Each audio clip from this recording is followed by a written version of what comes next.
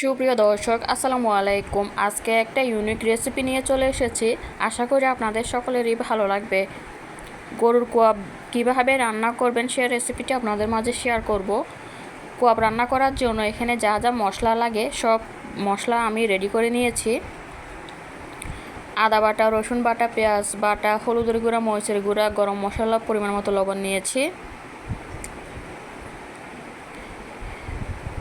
এভাবে মশলা গুছিয়ে নিলে রান্নাটা অনেক সুবিধা হয় আর অনেকটাই তাড়াতাড়ি হয়ে যায়।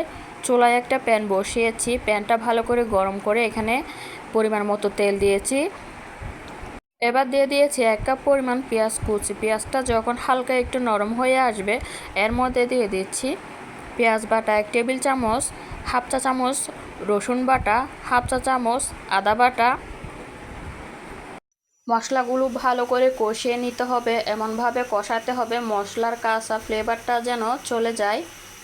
ভালো করে কষিয়ে নেবার জন্য এখানে হাফ কাপ পরিমাণ পানি দিয়েছি, যাতে শুকনো মশলাটা যাতে পুড়ে না যায়।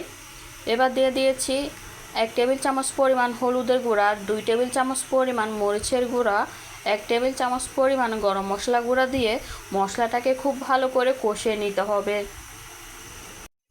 মশলাটা কষিয়ে একদম ভুনা ভুনা করে নিয়েছি আর উপরে তেলটাও ভেসে উঠেছে।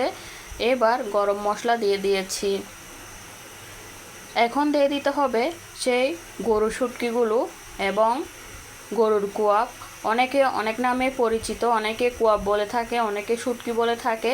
যে যাই বলুক না কেন এই কোয়াব রান্নাটা কিন্তু অনেক টেস্টি হয় আর অনেক সুস্বাদু হয় খেতে। আমি একটু কোয়াবটাকে ছোট করে নিয়েছি কারণ এটা সেদ্ধ হওয়ার পরে অনেকটাই ফুলে উঠবে। কোয়াবটা দিয়ে ভালো করে কষিয়ে নেওয়ার পর এখানে আমি আমার পছন্দ অনুযায়ী কয়েকটা আলু দিয়েছি। আলুগুলো একটু বড় বড় করে রেখেছি কারণ আমার আলুগুলো একটু বড় রাখলে খেতে অনেকটাই ভালো লাগে। আলুটা দিয়ে কোয়াবটা সহ ভালো করে কষিয়ে নিতে হবে। পানি ছাড়াই কিন্তু কষিয়ে নিতে হবে। ভালো করে কষিয়ে নেওয়ার জন্য পানিটা দিয়ে ভালোভাবে কষিয়ে নিচ্ছি। বাটিটা ধুয়ে একটু পানি দিয়েছি যাতে মশলাটা পুড়ে না যায়। পুড়ে গেলে কিন্তু ঢাকনা দিয়ে খেতে ভালো লাগবে না। কষিয়ে নিব 5 মিনিট। তো ঢাকনা দিয়ে ঢেকে আমি 5 মিনিট কষিয়ে নিব। ফিরে আসলাম। 5 মিনিট পর ফিরে আসলাম। ঢাকনাটা উঠিয়ে আবারও ভালো করে মিশিয়ে নিচ্ছি। ভালোভাবে কষিয়ে নেওয়া হয়ে গিয়েছে।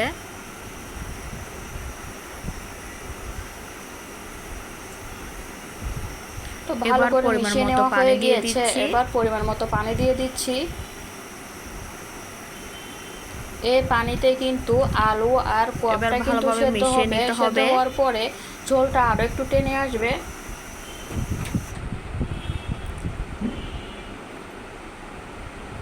তো পরিমাণ মতো পানি দিয়ে ভালো করে মিশিয়ে নিয়েছি। ভালোভাবে নেড়ে ঢাকনা দিয়ে ঢেকে রান্না করে নিব 30 মিনিটের জন্য। চুলার আঁচ মিডিয়াম টু লো আছে রেখে এই কোয়াবটাকে রান্না করে নিতে হবে। ফিরে আসলাম। চলে আসলাম 30 মিনিট পর। আমার কোয়াব দিয়ে আরো ভালো করে মিশিয়ে রেডি হয়ে গিয়েছে। ঝোলটাও অনেকটা টেনে এসেছে, কোয়াবটাও কিন্তু অনেকটা ফুলে দ্বিগুণ হয়ে গিয়েছে।